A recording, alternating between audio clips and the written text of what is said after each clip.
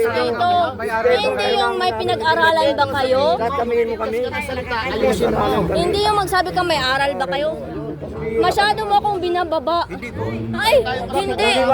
Ano po yung liwanag na sinabi? May aral ba kayo? Masyado mo akong binababa. Ang dami namin nakikinig dito. Masyado mo ako. Ikaw ang mali. Kinukurik lang kita ha. Bakit mo kami paalisin? Ikaw mahayap. Ikaw nga ang pumunta rito. Kaya nga. Masyado mo akong binababa. May aral.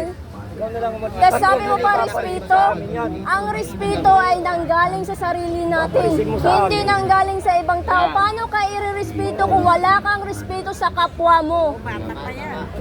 Ganun yun. Bakit kita re-respetuin? Wala kang respeto sa sarili mo. Pambira ka naman. Bakit ako, why should I respect to you? Why should I respect the elder? Hindi maganda kasi ang pasok mo. Hindi kasi maganda. Hindi kasi maganda. Hindi maganda yung ano pasok mo sa akin. May aral ba kayo? Sabi kasi No. Maling-mali ka. Maling-mali ka. Mali-mali ka. Maling-mali ka dyan. Maling-mali ka. May aral ba kayo? na baka naman ikaw sir, wala, ano yun, di ba hindi ako nire-respeto? Hindi naman ako nire-respeto niya. Ano respetuhin kita? Paano respetuhin kita?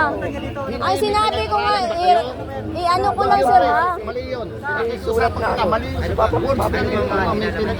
Umalis kayo para matapos ng kaguluhan. Tapusin na daw yung kaguluhan. Hindi naman kami dito ng gulo. Ano kaya mo sa amin? Terrorist?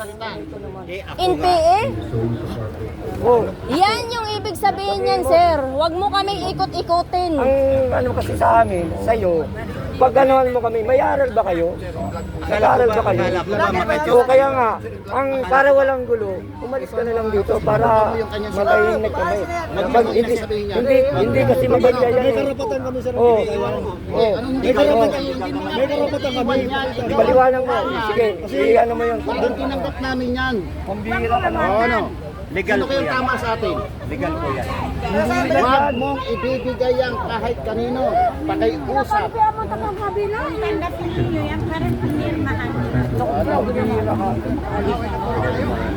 Kaya nga, kung para walang gulo, umalis ka na lang. Hindi, sir. Umalis ka na lang dito. Umalis ka. Umalis ka dito. Umalis ka na dito. Kung mababa yung tingin mo sa amin, umalis ka dito. Paano ka nagpapaliwanag? Ang sabi mo sa amin, Binabastos mo na nga may aral ba kami. kayo? Ano ba yung nakalagay sa mga nakaano niya sa folder niya? Paliwanag. Tapusin na daw yung gulo ng gulo ba tayo? Kaguluhan na ginagawa natin. Iba yung words eh. Kahit grade 1 makakaintindi. Ha? Galit po ako namin. Kaya nga, huwag din galit. Away-away tayo. Naman ako nagagalit. Hindi naman ganun. Pwede pa kaya alis mo to? Sipin ng buwan. Oo, isipin mo lang. Grabe mo maliit to ng tao Tumahimik ka ah. na lang. Kung ayaw mong ano, umalis ka na lang sa amin. Umalis Para ka. walang ano, matahimik kaming nag-aaral. Respeto. Ano ka na lang? Ano na si ma'am?